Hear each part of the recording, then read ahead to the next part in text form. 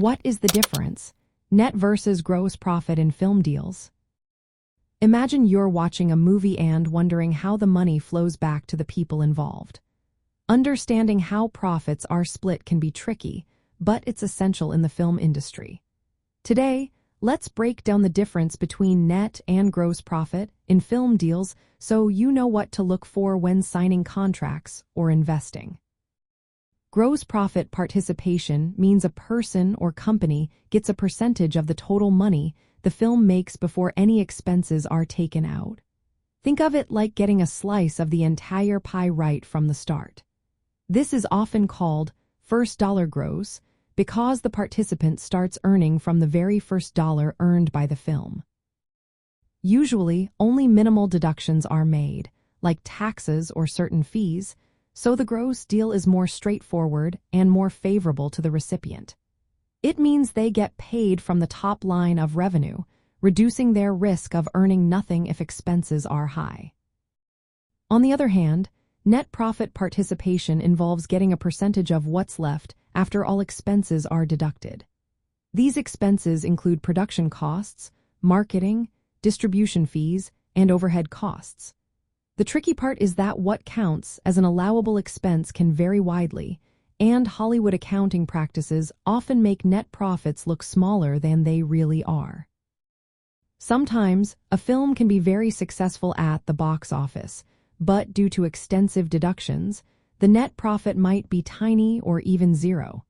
This makes net profit deals less predictable and often less lucrative for participants. From a legal point of view, the difference is huge because it affects how revenue is shared and who bears the risk. Contracts should clearly specify what counts as gross or net profits and detail what deductions are allowed. This clarity helps prevent disputes later on. People with more bargaining power, like big stars or top producers, often negotiate for gross profit deals or gross points to get more reliable income.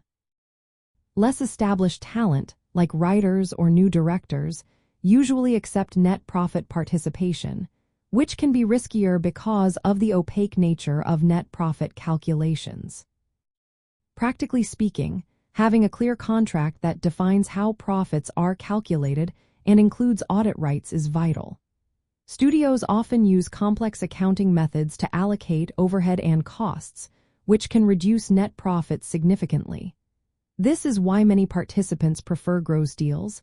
They get paid from the total revenue before these deductions. But if you're stuck with a net profit deal, it's important to carefully review what expenses are included and consider how they might impact your earnings.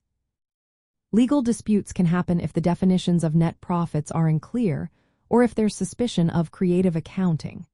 Participants might challenge the studio's calculations or seek audits to verify the profits. That's why understanding the difference between gross and net profit in film deals is so important.